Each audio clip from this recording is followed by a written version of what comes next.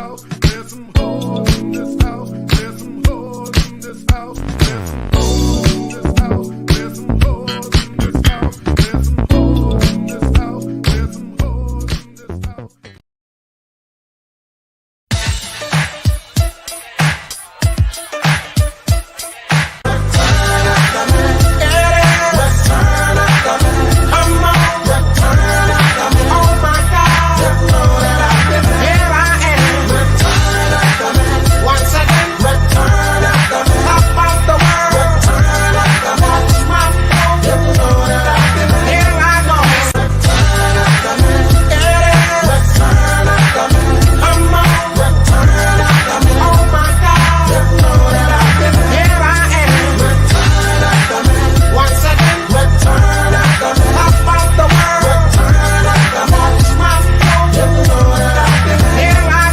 Hail DBS for helping hook that up.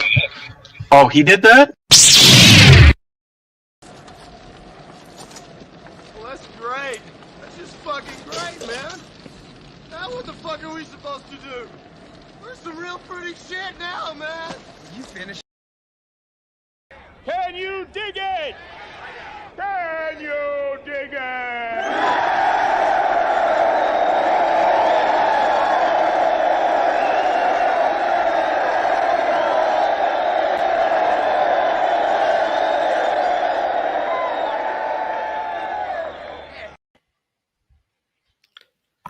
Hail.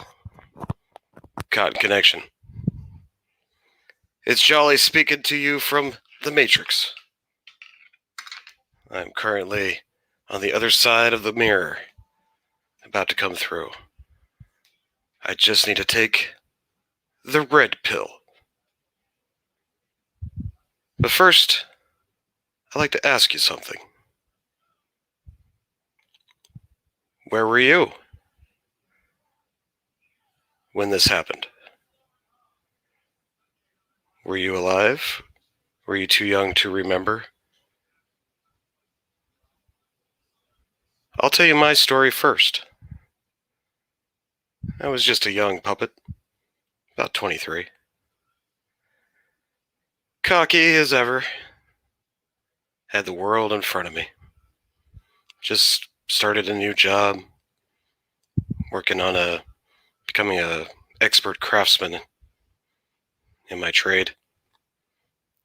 And I was inspired. Plus I was having a lot of fun being a single man puppet. I remember going to work that morning, and as usual, I put some funk in and bumped the stereo. Wasn't really a radio listener back then. So I was probably some Easy or maybe some Too Short on the way to work, and pull up and my coworker's standing there. His face is ghost white. And that's when I heard the first tower had been hit. So like everybody, we thought, oh, just some dumb asshole flew his plane into the tower, didn't know where he was going. Probably, Harrison Ford, right? But it wasn't but a few minutes later, it seemed, we heard the second tower got hit. And that's when shit hit the fan. Immediately, I was ready to go home. Didn't want to work anymore. And went back home to my family at the time, which was my little sister and my mother. And we just huddled around the TV and kind of watched things unfold. I do remember the fear, the rumors that spread around. Multiple planes were going to come down. One for every major city in the continental United States was what we heard right away, of course. And of course, watching the TV all day and seeing the brave men and women running towards falling buildings, risking their lives to hopefully save just a few more people. I believe the real number is 2,996 people died on 9/11. Between the Twin Towers, the Pentagon, passengers, the employees, the brave firefighters, the medics, all awesome people. And don't forget Flight 93. Flight 93, if you don't know, was filled with patriots who had heard about the Twin Towers and realized that their plane was heading for a similar fate, possibly our very own capital. And these brave men and women, they did what was right. They took that plane back and saved what could have been an even more catastrophic event. So on this day, we're going to remember all those brave people and the poor families that had to realize that their loved ones they may never see again and never did see again. And that's why we're having a very special Tuck and Roll show tonight and bringing on a few friends to tell their stories of how they felt 20 years ago today.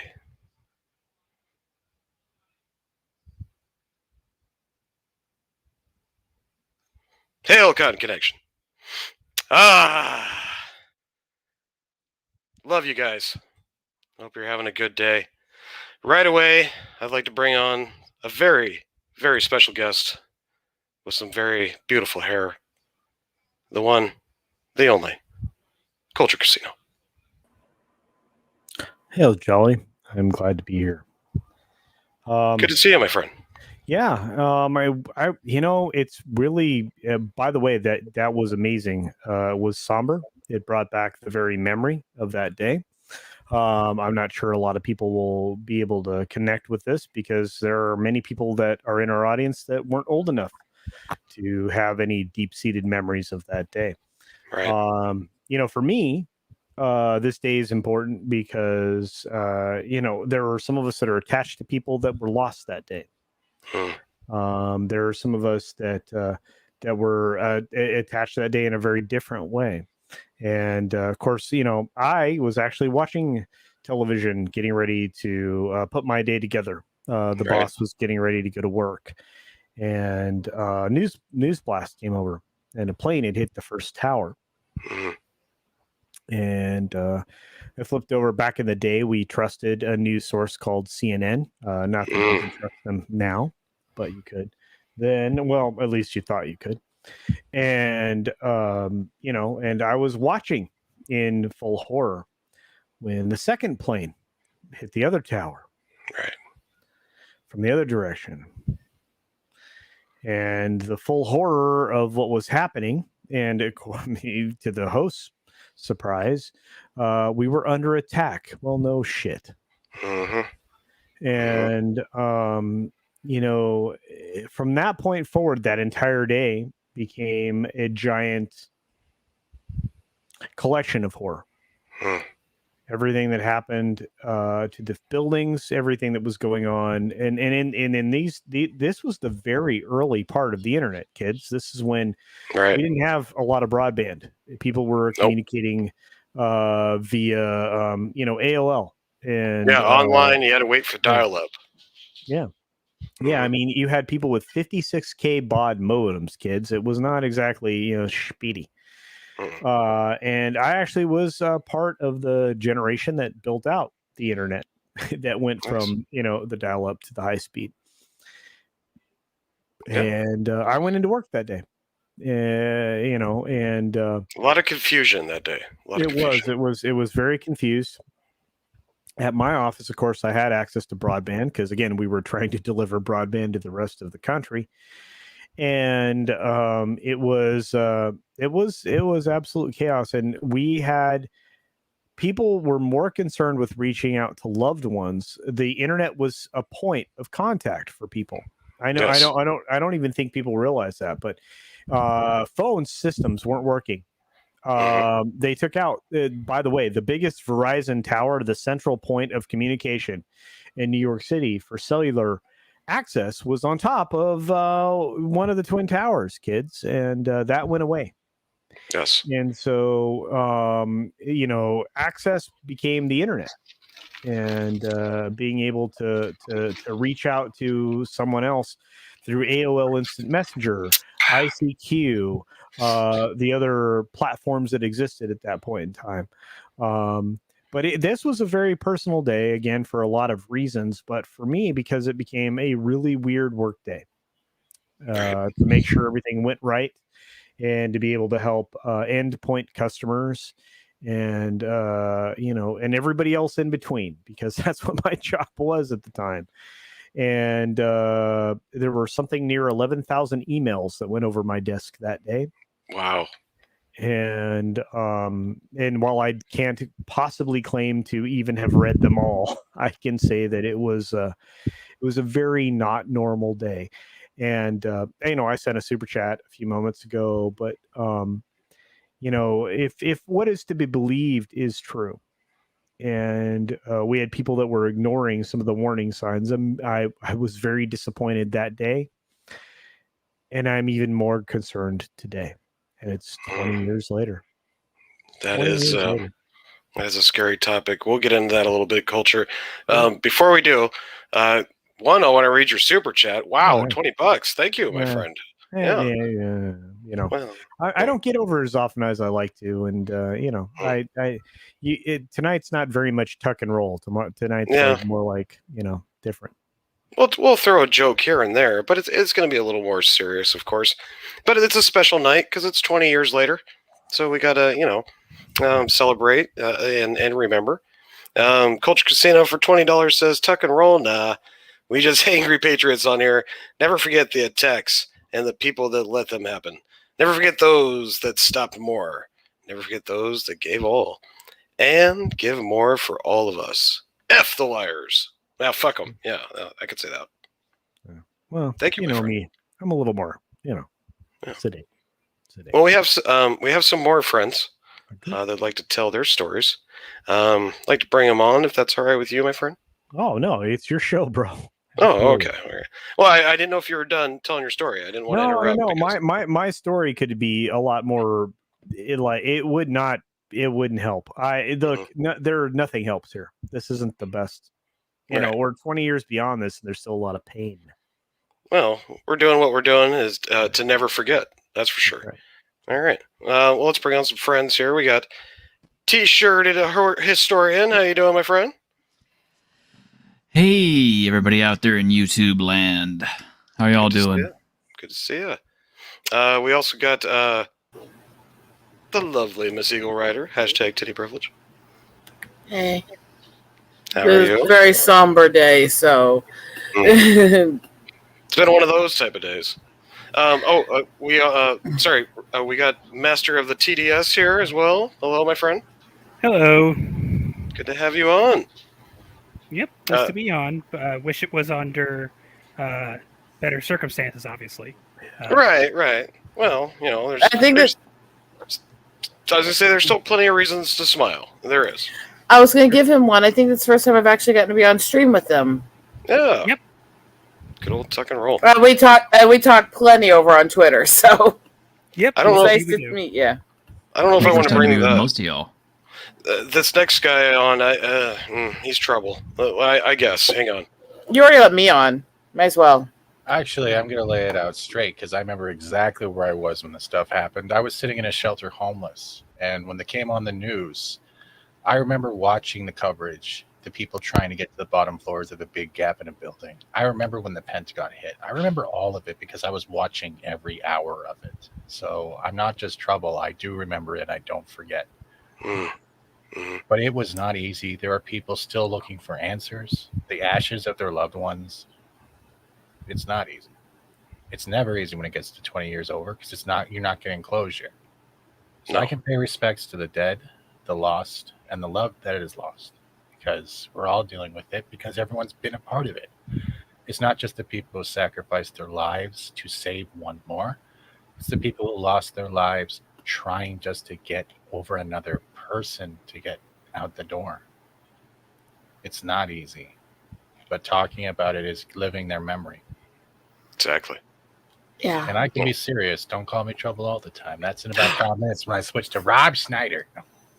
I was actually a little somber there. I was like, oh wow, this is a whole new Steven. I remember. I've only seen him. I have only seen him somber once, and that was when he actually opened up to me about some of the stuff he's seen in his past.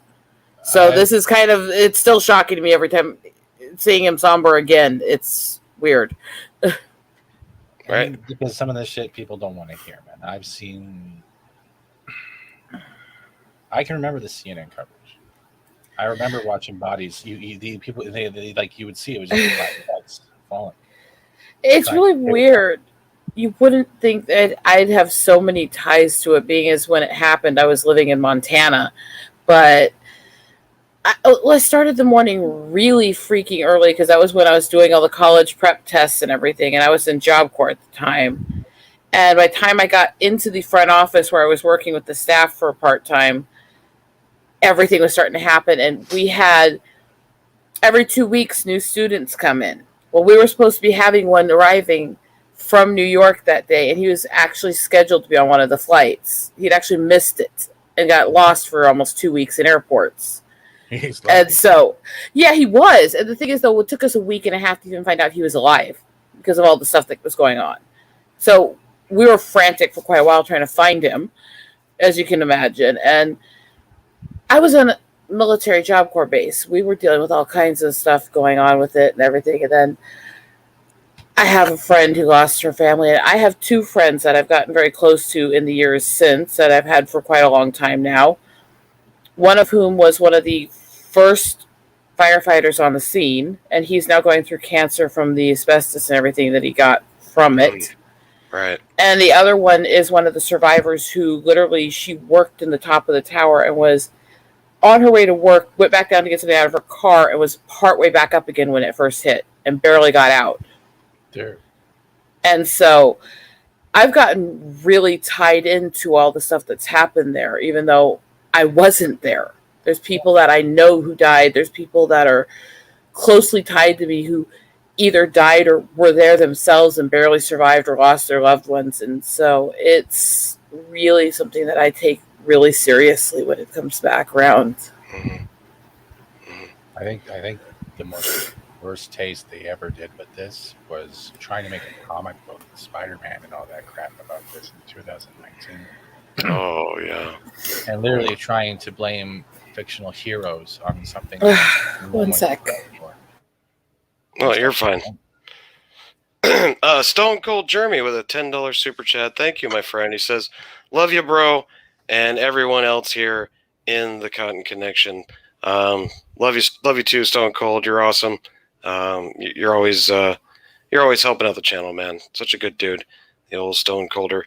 Let me give him a quick little snippet just for the fun and lighten the mood a little. Sorry.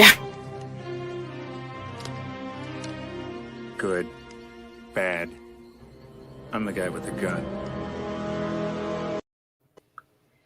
There we go. Thank you, Stone Cold. What the? Oh, there's a gator in here. You guys like my pompadour? My what? What happened to your eye, Yeah, Gator? we can see your eyeball and eyebrow too. Oh, I lost it. Oh shit. I had to get an eye patch. I was looking for you, Jolly. Oh. Well, you found me. Yeah, there you are. There I am. Welcome to the show. Ah, thank you. We're talking about our experiences in 9/11, and thank you everybody in the chat. I'll address you guys as well. I know, and thank you for telling your stories in the chat. I could see them all. Good stuff. But yeah, before we get to your story, Gator, I wanted to hear what old Master of TDS has to say. Are you a youngster, Master? I'm not sure. Yeah, I'm 27. Oh, my gosh. Oh, you were just a little spring chick during it. You're a baby. Yeah, but Power Rangers pajamas. Third grade, fourth grade, something like that. Yeah, Right. but I do remember the second day. grade. Mm-hmm. I remember it because you're right. I was very young back then. But what I did remember was that that morning I was getting ready to go to school like a normal day, and then suddenly we kept getting a lot of phone calls because my mother has a brother in New York, and he was close by. He thankfully was okay, but he was calling to let us know like that everything was fine, and we hadn't heard yet. So my mom's like, "What are you talking about?" And he's like, "Turn on the TV." And so we did, and we turned it on just in time to see the, I believe the second plane hit. And as a young kid, you know, you don't fully grasp the gravity of the situation. But it's definitely something that I remember, and they canceled school that day and everything. And even with that, there was just kind of it was a terrible day. It was, even being home, you'd think, oh, well, being home from school, you know, child's dream. No. Right. It was not that day. It even caused cities that weren't even affected in other countries to shut down, close down, say protect things. Everyone was on high alert because they didn't know if it was just the U.S. or somewhere else was like another historical landmark or a tall structure was going to be the next target. There was no knowing where it was coming from, what was happening, and fear was across the board. Real fear, not fictional fear. It was the fear of not knowing, being unable to control who or what and why were the answers we were never getting. Sorry, I was laughing at random Brad. He's a little overwhelmed. Long time no wrench. You guys will not see me this serious for very long, and it will not happen again for a long time. I don't like being this serious. Me neither. You know, I'm usually trying to throw a lot more jokes. But this is one of those I joke nights. and I jiggle most of the time, but this is something that just really impacts my heart so much. It's hard to be anything but somber, you know? I hear you. Plus, I'm exhausted. I dang near broke my kneecap off kicking Jarbo's ass. So, you know, I did a lot of that today, so I'm a little exhausted. But yeah, rock troll will do that to you. No? I said a rock troll will do that to you. Right. Yeah. You get your foot stuck up there? I might have. Rob Schneider lies to boot. Need to pull that back out. Why did you even waste the time, the effort, and everything else? Because it doesn't gain us anything. The guy, that particular human being is not worth your time. He's detestable. No, it's not just that. I mean, you know, his best time is spent in his vehicle delivering food to others, and he's eating others' food. No. But mostly that's a noble pursuit. You know, to deliver food to others. I think that's a good thing. And you know, sometimes people have bad takes, and sometimes all of your takes are bad. And I think he's one of the people that enjoys all of the bad takes ever. And that's okay. I mean, you know, this is where the wonderful word tolerance comes from. I think that we need to have tolerance for people who you know, are almost always wrong. Well, no, probably always wrong, but you know, are usually wrong. Yeah. At the same time, let's keep it real. He's just a less entertaining Darkside Bill. Hey, that's true. I'm going to come from a different perspective. I've never watched his videos. I know nothing about him. I don't know anything. True. I never knew anything about him, his history, whatever he's done. And the only thing that bothered me was him going after someone he presumed as weaker by what they were wearing, how they acted. Yeah, I mean, and he does this. He goes after our famous channels all the time. You know why? Yeah. He calls everyone grifters and relates them to famous people that work associated with other people. But guess what? He does it because he's grifting himself. No, no. Anybody who attacks somebody because of clout reasons or any of that other stuff. Look, in order to be a channel that somebody wants to support, you don't have to attack other people. You don't need to do that. You know what you need to do? Produce good stuff. Right. Yeah, pretty sure I said this same thing on my show earlier. It's also just dishonorable to go after somebody who's a small account who didn't do anything instead of just going after the people you have an actual issue with. Except here's the weird thing, and you do this is true, Rosetta, is the person you went after is somebody we all cherish, we admire, we celebrate. Even I love as a dear dear close friend, But- one of the but few people who has my phone number. But he doesn't agree with all of us. He's a man that I trust. He's a friend of mine. I can actually say that. I disagree with Gilkey all the time, but I love him to pieces like a brother. And he and I have we have each other's phone number. We text. And he's somebody I spent some very personal time with. And yes, here's the thing. It's like it's okay if you want to live in this idea that the anonymity of everything protects you because you don't actually know the other person on the other side of the screen. But if you can't actually bring yourself to say that to somebody's face in person, right? You probably shouldn't say that anywhere else. The culture, that's the whole pretense of the actions involved when it comes to like this. That's why it's called private DMs. They'll talk crap on someone else's feed, someone else's channel, someone else's DMs. You want to know why? Yeah, because they don't have a life. No, because their wife's boyfriend is holding their balls in their purse. That's the only reason why. No. That might be true. You assume there's a wife involved. I was going to say. Estranged. Let's wait. Now we can all talk, and all of that's funny, and I appreciate it. Very funny. But Banter. Wait. Banter. But here's the thing. This it just reveals a greater character flaw in the person that's doing the thing, right? We can go after them, and that's fun. I mean, we have a lot of. That's the thing about the internet. When you come on YouTube or any of these other platforms, you can have a lot of fun at other people's expense, especially when they reveal themselves to be what they are. But at the same time, I'm one of those people. I feel pity for someone like this. But doesn't pity require respect, culture? No, no. It doesn't. No, Absolutely pity not. doesn't require respect. No, I'll No, disagree on that one. No. Right. I No, you pity someone. You can pity someone pedophile. Yeah, well, maybe, but it's like I said, it's when we talk about we talk about others, we talk about people from the position of humility. You have to be humble when you talk about others because you have to be willing and able to put yourself in their position, and sometimes it's a struggle. It's a struggle to get to whatever level they happen to be at, and with somebody when you have to go down to a certain level, it's hard because you haven't been there in a long time, right? I mean, it possibly would take you back to grade school to understand sometimes where people come from, and you know what? It's okay. It's worth that struggle to get down to that level. To understand culture. The problem is none of us can appropriate ourselves as the Rock from Indiana Jones. No one else can reach that level of Boulder. Not. I was just gonna say. I just want to take one serious moment. I want to take one serious moment here, guys. If I can be allowed a serious moment here. When everything happened to me, when I was at my worst, when I could not get over my crowd issues, when I could not get over my anxieties, when I could not get over my fear, the one who pushed me out of the shell, the one who nagged me into going down and meeting Jeremy and all them last year and pushed me onto that trip, the one who spent time with me in person, who has my phone, who has my communication, who's been there for me through everything, is Thomas. Right. Yeah. He's been a real friend, not just online, but in interaction with in person and on the phone.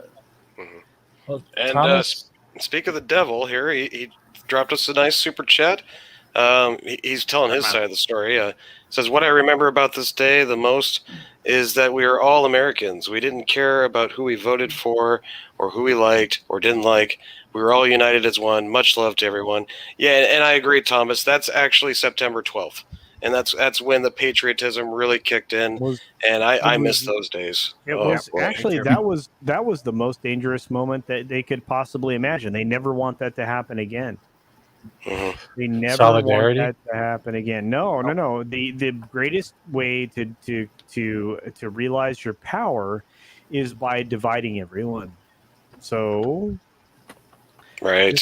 Just look at the daily activities of current. But anyway, I just want to say that regardless of what happens on other Indiana people's Jones. streams. Yeah, Indiana Jones. Yeah, or actually, I guess as you described, Rob Schneider, the Boulder. Rob Schneider is the Boulder coming soon. Yeah, So the Boulder, regardless of what we call the Boulder, I just want to say this. Come after people that are your equal.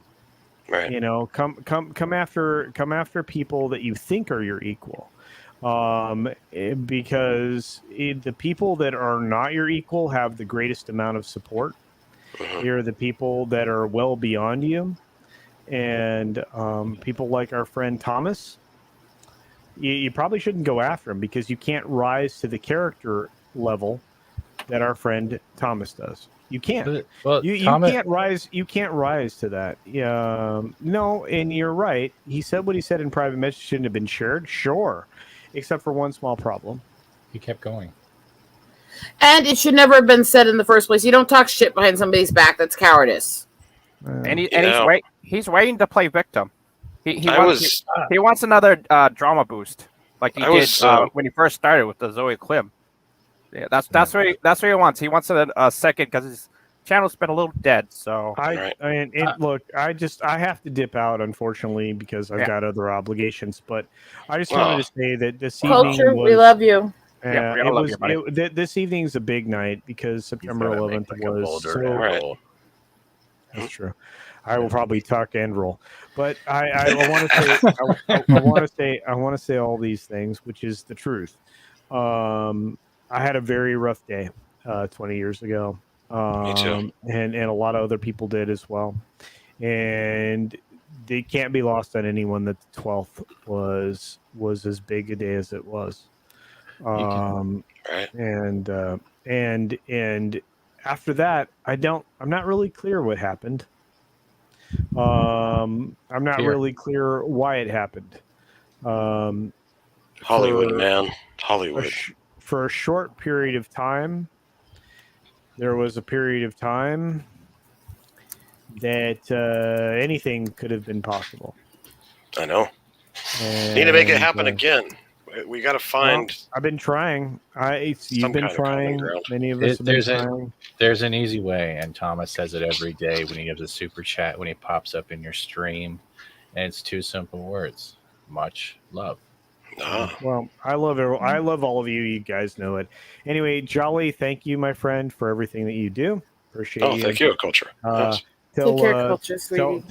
Tell Snowdub he's fun and handsome. And and you hear that over there, white boy? Yeah. Oh, sorry, and tell Puff, slow down. Slow down. Him and Ords are supposed to fire it back up again soon, though. Season 2, Puff and Stuff Show. So we'll get season 2 by 22. Tell him to do the gummies. Do the gummies like I do. It's slow. Right. Now, thank you for coming on, Culture. Much love. Is he doing gang?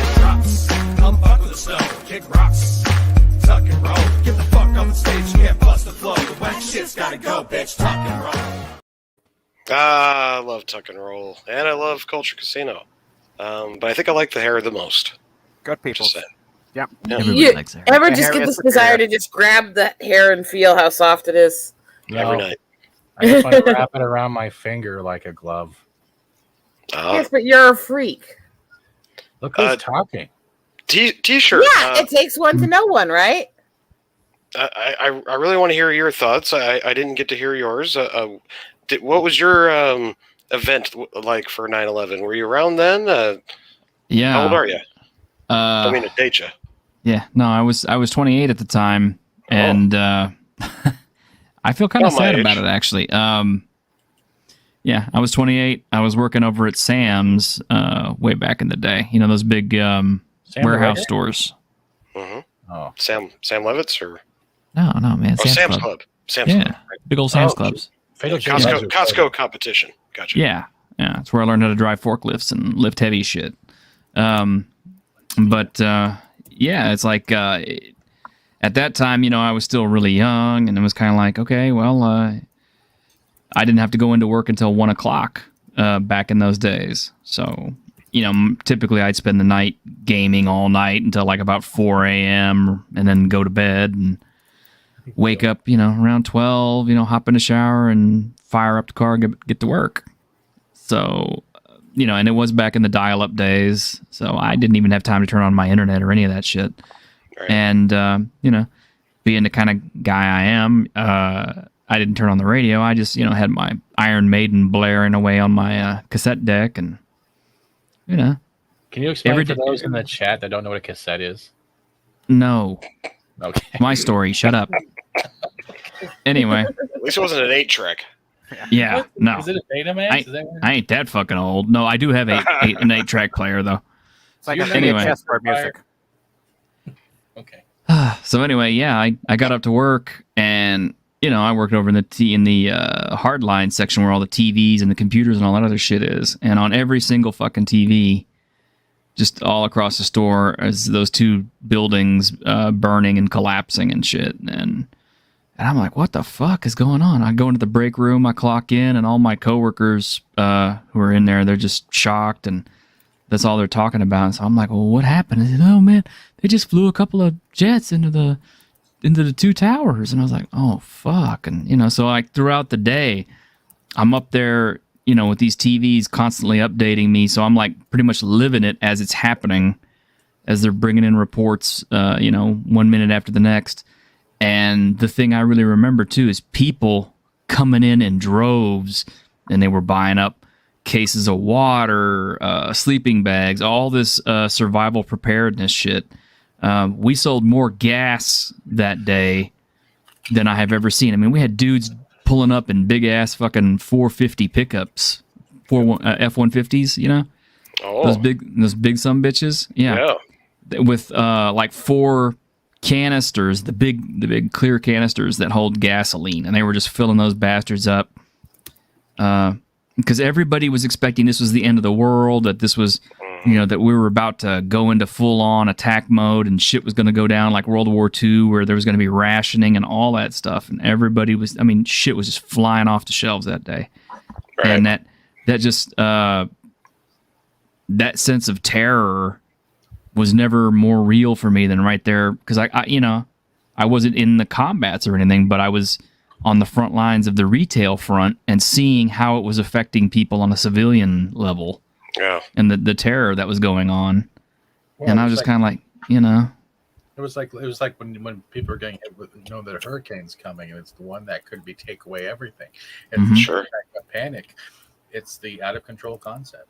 You're always trying to predict the worst. You had people like even when Y2K was there, it was the same thing. We got to dig out the basement. We got to make it a shelter. We got to get all the crap we can get. Yeah, and of course, being in Texas, you know, the next thing that was flying off the shelves, and not at my store necessarily, but all throughout the city, was firearms and ammunition, of course. Well, that's why they landed all the planes, you know, within the first, you know, I think it was 5 or 6 hours finally. But for those few hours, we were, you know, biting our nails, like, where are they going to hit us next? Until all the planes finally got landed. That was crazy shit. They grounded everywhere. I think it was cross country, especially North America. They grounded everything so they could track any planes that was not under the aerial control. I think that's how it went. And that's how they figured out that the Pence was hit. Second plane was about to hit. And the third one, there was a third one. Well, there was a third one, right? Yeah, it was Pentagon, even though we don't have much footage of that for some reason with all those cameras. Just saying. Gilkman for $4.99 says... hush government stuff. Yeah, we don't go there. The Gilkman says $4.99. I disagree. Building 7. And he says, I disagree. I think it was also 9/11 because you saw other states come to the aid of New York City and other states. Yeah, no, there was... a real unity, I remember, after that. Yeah, people that were driving night from for everywhere the to next get to several New York. days were people just uniting everywhere, and Mhm. it was so weird because being in the Job Corps, the first thing they did is when the government locked down. Guess what happened with all the students? We were all locked down in tiny little dorms for several days, and so you got all that tension and all that. It just went crazy, you know. Low blow there, Gilkman. Jeez. You were just thinking. But he's not wrong. He's not wrong. Well, he seems old to you youngsters. I'm not that young. Right? Don't worry. Teacher Historian actually invented the steam engine. So it's thanks to him we are where we are today. Yes. He has so much hot air in him. It's not even funny. Can I stick it in my steam pot with the rest of my medicine? Maybe I can get my sinus clear. There you go. I thought that was like some type of weird bong. No, I don't do any of that stuff and never have. I was going to say, are you hanging out with Puff tonight? Or Yeah. What hat goes on your head? It's Vicks and eucalyptus. Okay. You can put air quotes when you say that, please. No, because it's not an air quote thing. Rob Snyder does not think it's Vicks or NyQuil. Sure as hell wouldn't be NyQuil. That stuff's toxic. It's only toxic without vodka. Is it really? I don't know. I don't drink that shit. Yeah, NyQuil's full of propylene glycol. It's yuck. I farted. What? Zero Option thinks you're about to pass out. I can't tell if you're like staring lovingly at like a flower vase. I'm getting confused. Who? Gator? No, Rosetta. It looks. Oh, like Rosetta. I do not have love in my face. I'm exhausted. I've been sick for too long. I think Gator can only stare to the right. It's got depth perception issues, okay? Yeah, but that doesn't mean he has directional issues. Well, I blame Jolly. He put me on the wrong side. I can't see anyone. Wasn't your eye patch on the left last week? My bad. There you go. Oh, God. I see. Hey, I do not belong on the bottom. Yeah, you do.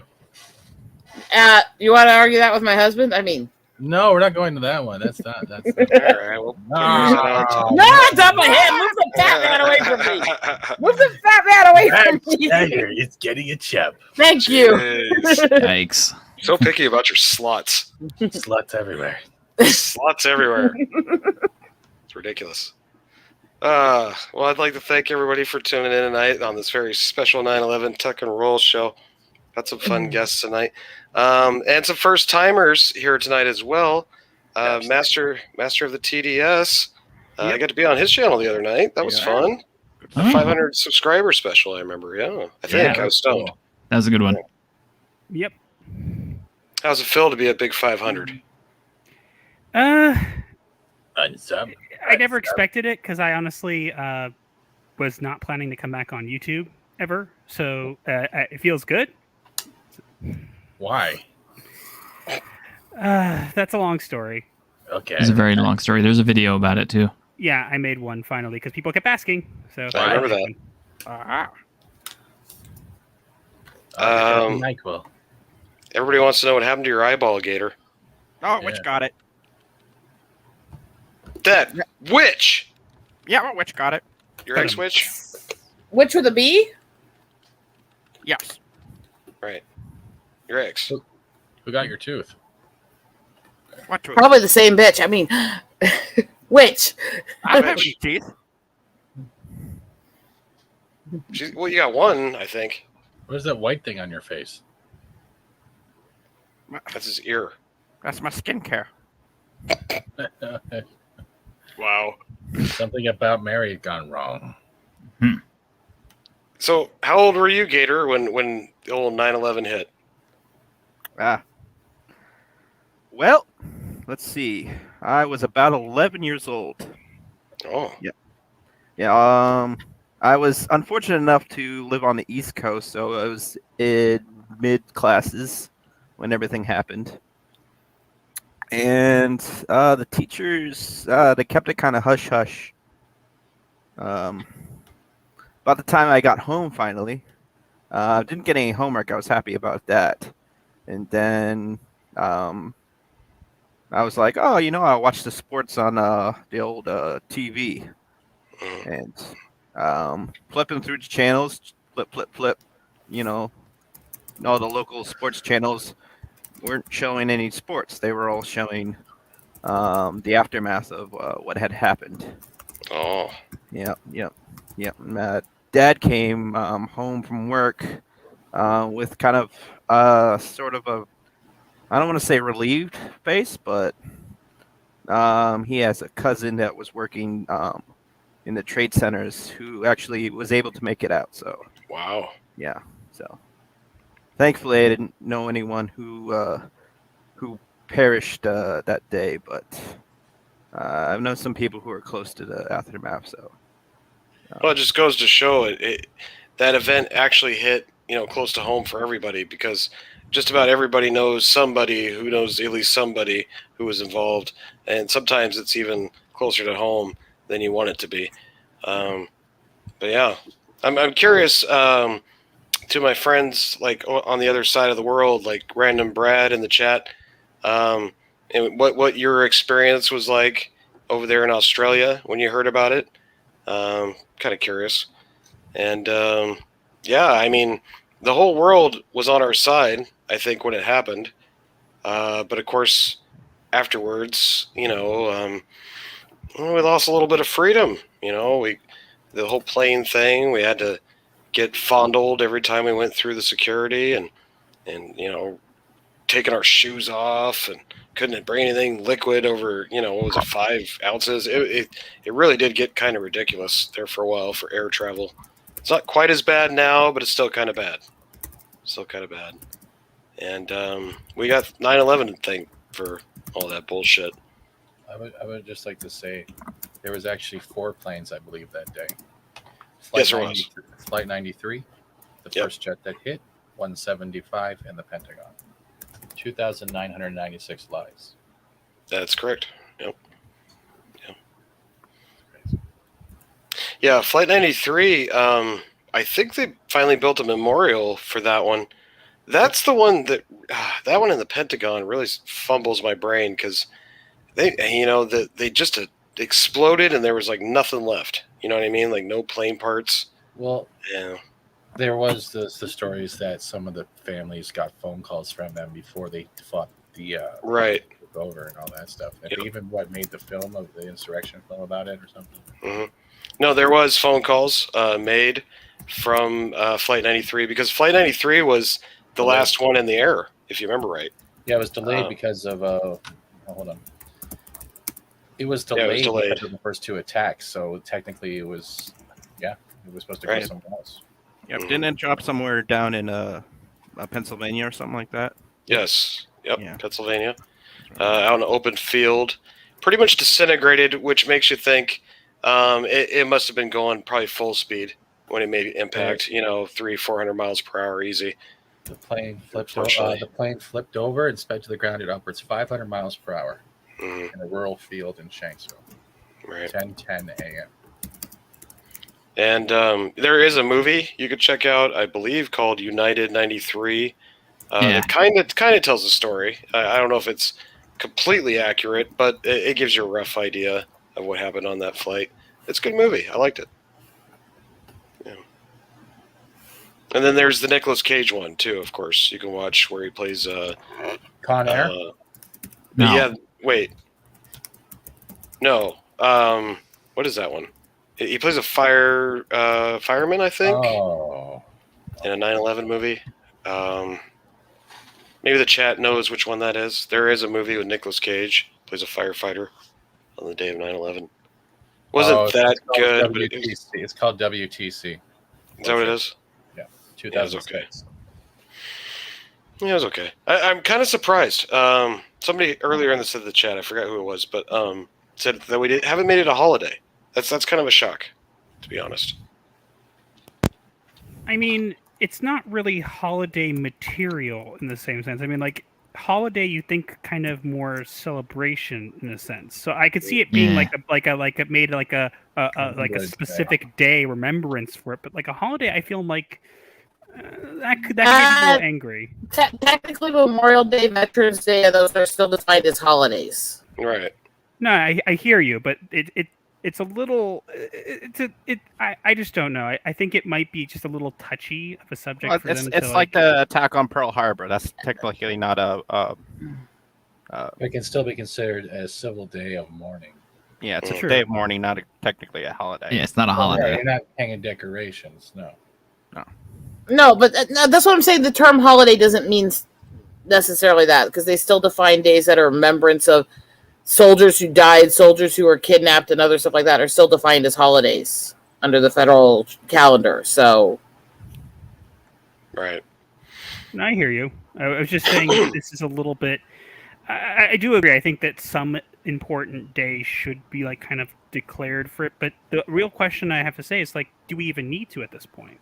I mean, if you look on, for the first time in a while on Twitter today, it was slightly less terrible. Slightly. and everybody's talking about it in a sense. So does it really even need to be declared at this point? It's kind of a given at this point. We don't even have to say, oh yeah, this is the day that we remember it. Everybody does. Believe it or not, there's actually more and more people who are claiming that it didn't happen or not remembering. There are people who claim we didn't land on the moon too. There are a bunch of people who do that. Flat earthers. Well, there's always going to be some nut jobs, but I'm saying the fact that number is growing the last few years is a disturbing trend. Yeah, so is the illiteracy true too, because they don't read. Well, that's been a disturbing trend since I was a kid, at least. So, I think a day of mourning where you have the choice to go to work or not, depending on how it distracts you or how you want to deal with it, should be an optional in a workplace environment. But at the same time, it's one of those things where it should be paid respect no matter what. A moment of silence is one thing, but a 24-hour remembrance can mean a lot more to a lot of people because sometimes they just shut down. Trauma does a lot to people. It doesn't matter the length of time.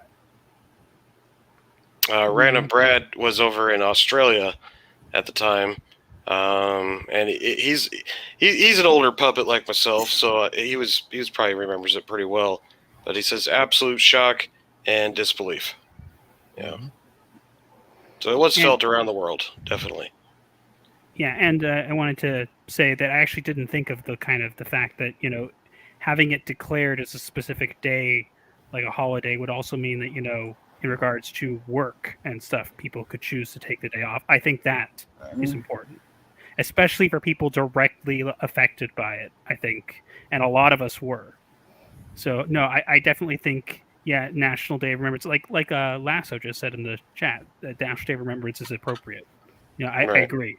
I didn't think of the work angle specifically, but thinking of it like that, you're right. Even if it's declared, even if we know it's a day of mourning, having it kind of declared as one would be a lot more. Because a lot, yeah.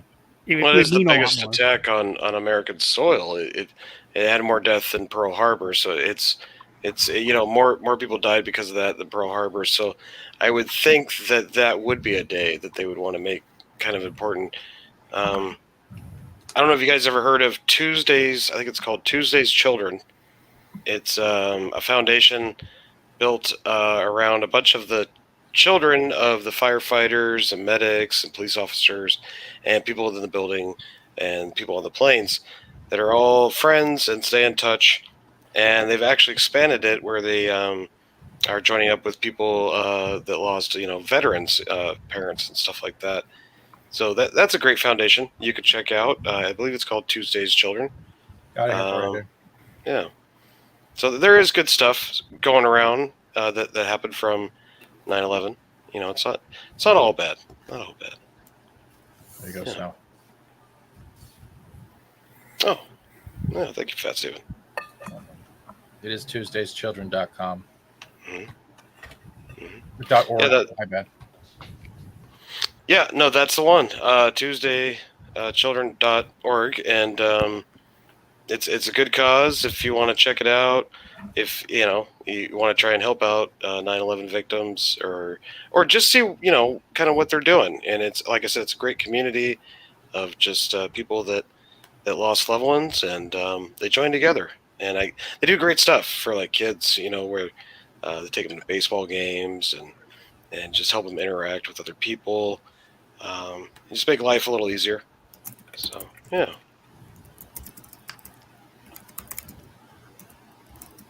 It's good stuff. Yep. Yeah. But anyway, I wasn't going to go too long tonight, guys. We're almost at an hour, and wrap it up. Next week, we'll get back to our regular craziness that we usually do. Saggy Melons took the night off tonight. If you're wondering where the co-host is. I can be Saggy. I'm Rob Schneider. Yep, gotta rest those melons. I gotta get melons on my head. Become melons. Well, I brought extra melons, but she's a little down in the dumps right now. So. Aww. Out with that face. Next time. Next time, Cassie. Hopefully I'll be more functional next time, and at least in a shirt that actually has cleavage instead of hunched over. I have cleavage in my freezer. You want me to get it? No. I thought you had cleavage in your butt. That's Wait, not what? cleavage. It sounds like a conversation for next week. Eagle Rider, I'm going to go ahead and tuck and roll you first since you're not feeling the greatest. You want to plug your channel? I believe I'm coming over to see you tomorrow at some time, aren't I? Yes, it's supposed to be at 8 Central, we agreed. Let's see, what is that jolly time? 6. I believe. And other than that, just look for Eagle Rider. You find the big busty girl riding an eagle. That's me. Yeah. And pretty easy.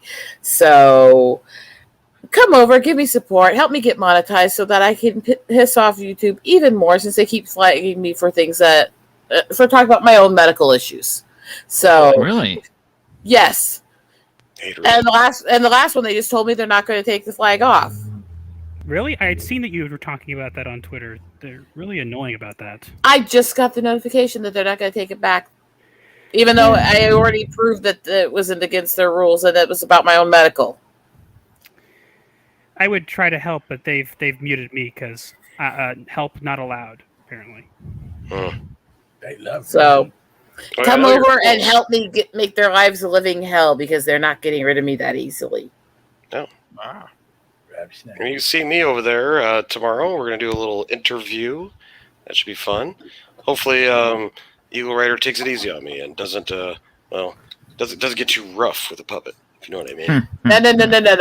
You better bring the lube, bitch. I mean, what the? Foul the I woke puppet. up with this blue fur everywhere. What the fuck is going on? I'll see you tomorrow, titty privilege. Tuck and roll. Gator, what's going on with your channel, buddy? Not much. I'm starting to do contact now, and the last Tuesday of this month, we're gonna do. Me and a couple of friends are gonna do a little reading of fan fictions. We're gonna do. Anyone could do a little fan fiction. The topic is the crew of the Firefly from the show Firefly, versing the crew of Cowboy Bebop, or from Cowboy Bebop. Right. Yep. Sounds Yeah, we're gonna do a little fan fiction read off. The last Tuesday, I think it's like the 28th or something around there, and yeah, it'll be fun. That's the Snacks and Comics channel, I believe. Yep, right? Snacks and Comics. Yep. Go check them out over there. Yeah, I don't Show care Gator about some love. monetized. I don't. Oh. Yeah, just. I'm thinking Spike Spiegel would take Mal. Yeah, probably. I think you just give them all those mushrooms and see what happens. Ah, yes. That's Yes. what we find his Anything eye. goes. Anything goes. Even pants. Yep, even pants. Hope you find your eye, Gator.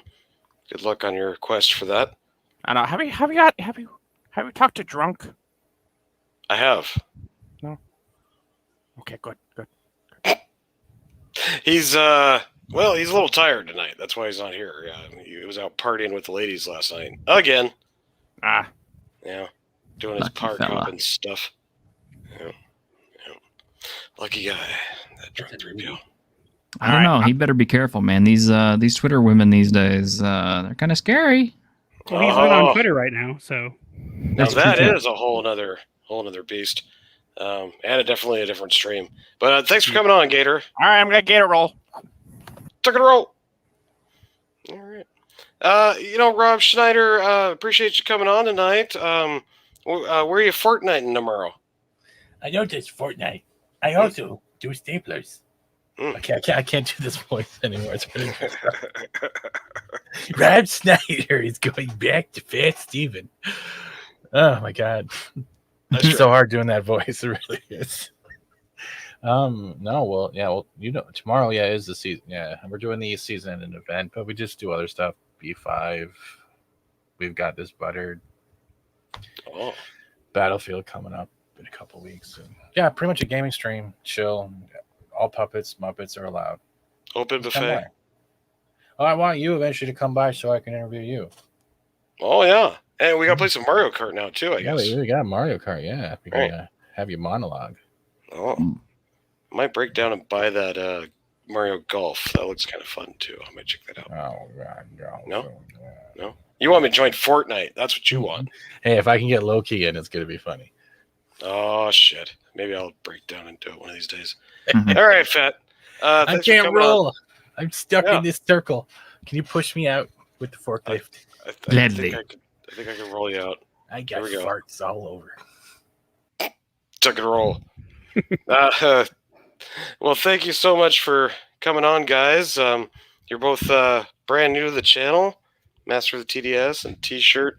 If you want to come back next weekend, where things are a little crazier around here, you're more than welcome. I think we're going to do a free-for-all next week. Yeah, could get Sounds really nice. hairy. Really hairy. Just Like saying. Harry.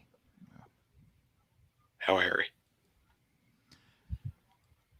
Well, I don't want to say how hairy, but let's just say hairy. I'm strangely turned on by that voice. I don't know. I don't need a voice changer to do that. Master of the TDS, where can they find you, my friend?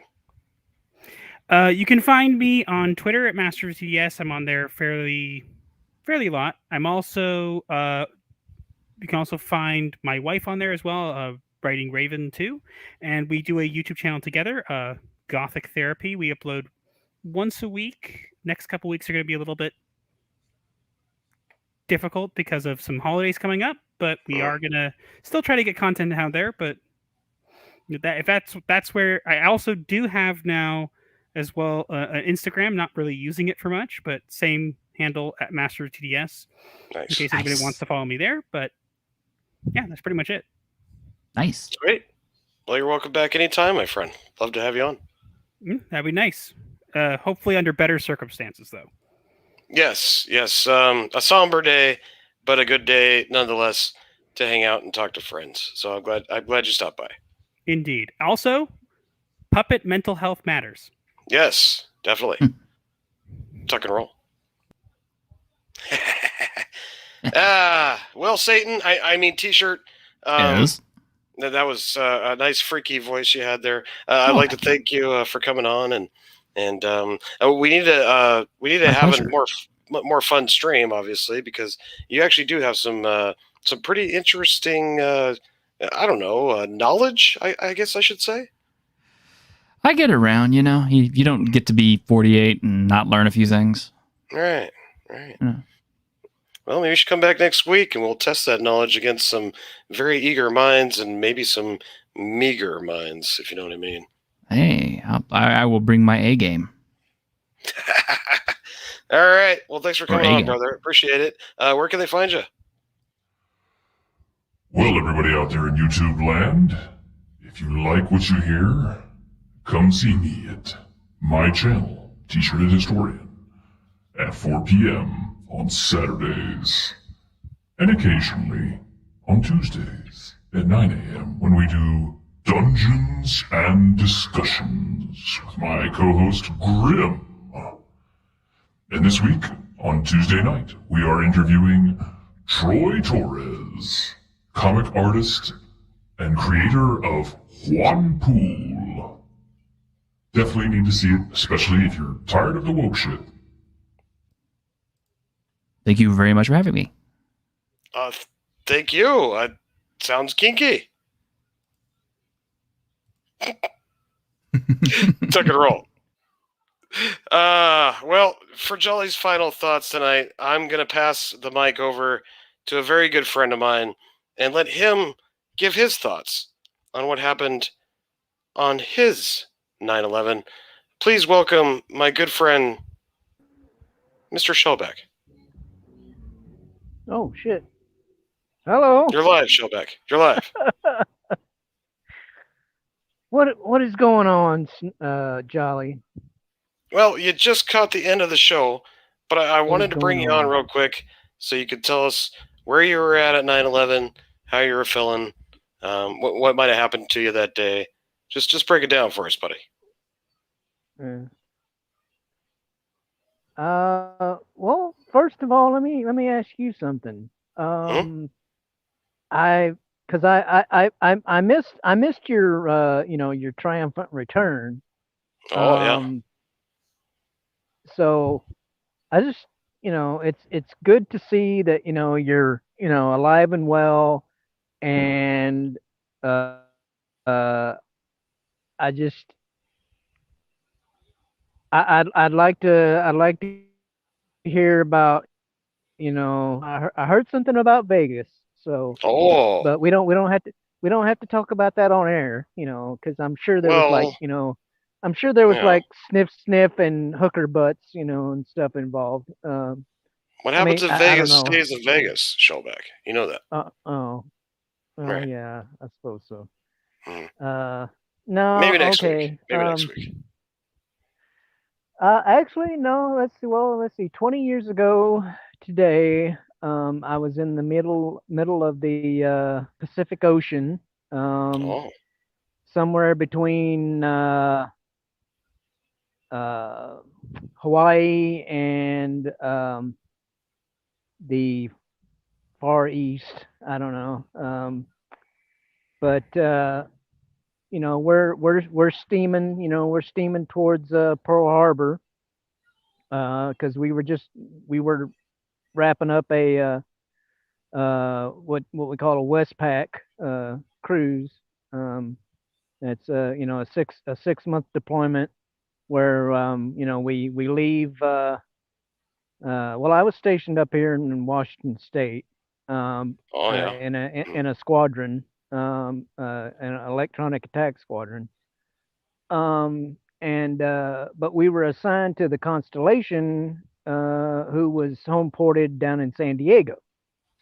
So we'd leave here, go down to San Diego, and then from San Diego we'd go make our way towards the Persian Gulf, and where we spent like about 3 of those 6 months. And anyway, we were on our way back from there, and I was I was up on the either up on the flight deck or in the hangar on the hangar deck, doing something to one of the birds, and the planes. And Right. I come back into the shop, and a few of the guys were just sitting there, like, just with this mesmerized look, looking at the TV. And so um I turned and looked at the TV, and I believe that Tower One had been hit already. Because I believe when I turned and looked at the TV in the shop, there was already smoke coming out. And then we're all going like, is this shit for real? And Right. then excuse me. Then all of a sudden, you see this streak, and then the second tower got hit. So and again, we're all sitting there like, what the hell, it didn't seem real, No. at all. We were like, thinking that, it was like it just seemed like some movie or something. But anyway, it's but then the little, ticker or whatever on the, on the bottom of the screen or whatever, and World Trade Center, struck by planes, yada yada yada, and and then we hear about like the what was it, United 93 or whatever, the one that went down in Pennsylvania or whatever. Right. And then the one that hit the Pentagon, and so yeah, it was real crazy. And in fact, it was crazy enough to the point where we thought we were going to get turned around and to spend a few more months in the Persian Gulf. and and we were, like I said, we were we were closer to the great state of Hawaii than we were that part of the world. So turning around from there, yeah, but we were on our way to Pearl Harbor to pick up the Tigers for the Tiger Cruise. There's a thing at the end of a deployment like that they call the Tiger Cruise, where family members get to come on board and see what it's like, see what the life is like. Sure. And so thankfully the higher ups are like, no, just continue on, with your going to Pearl Harbor and picking up your Tigers, and come on home. You did your time. The other battle group will handle it. So, but yeah, it's I like I put on Twitter earlier today. It's 20 years, but it seems like it was just yesterday. It does, yeah. But Still very fresh in the memory. Yeah, I mean, it's like, it's like my mother, talking about how, each and every one of them could tell you where they were when Kennedy got shot. Right. Same thing. Or when Pearl Harbor got bombed by your grandparents, maybe. Yeah. Yeah. And personally, my stepfather at the time was actually working across, I believe it was the Hudson Bay. Anyway, and so he could see the two towers from across the bay where he was working, and he was watching the whole thing go down, and couldn't, he's helpless to do anything. He was totally across the whole, chunk of water, but yeah, the Hudson River, you mean? I think it was the Hudson, yeah, if I remember correctly. Yeah. And so he kind of was watching it from the other side over there, but he does. One thing that stood out to the story he told me when he was there was just the sounds of sirens and alarms going off for hours, like all through the day, all through the night.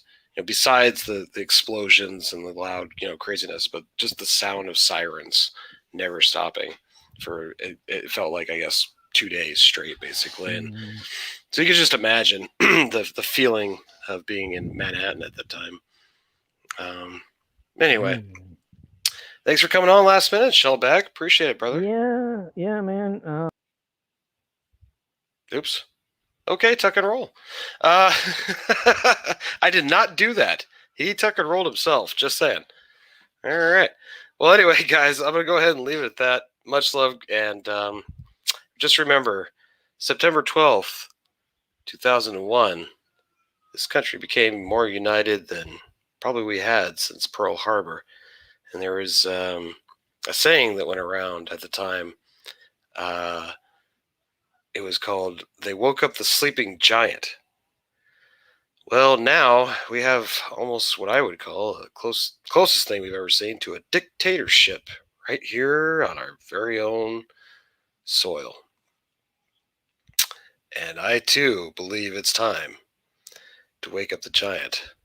20 years later, things are not necessarily better. And only us, as Americans, patriots, and lovers of our country, can help fix that. Much love to everybody in the chat. Thanks for tuning in. If you're catching this late or on a replay, rewind it, check it out, and thank you. Leave a comment below, and everybody have a good, safe evening, and don't forget to hug and kiss your loved ones, because you never know. You never know.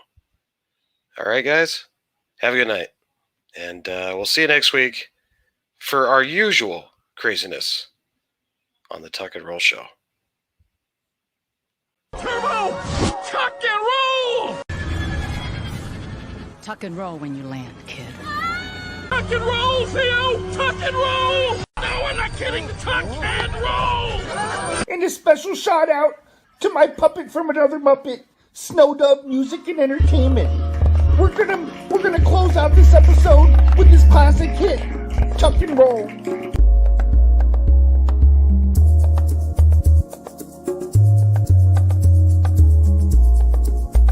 This ain't no karaoke, bitch. Feel the beat in your seat down to your toes. Funky flow from the snow, bitch, tuck and roll. No ho shit, I fuck boys at the show. And if you bitch on the bullshit, tuck and roll. Shit drops, come fuck with the snow. Kick rocks, tuck and roll. No, bitch, I wasn't glad to meet ya. Hit the dough, tuck and roll.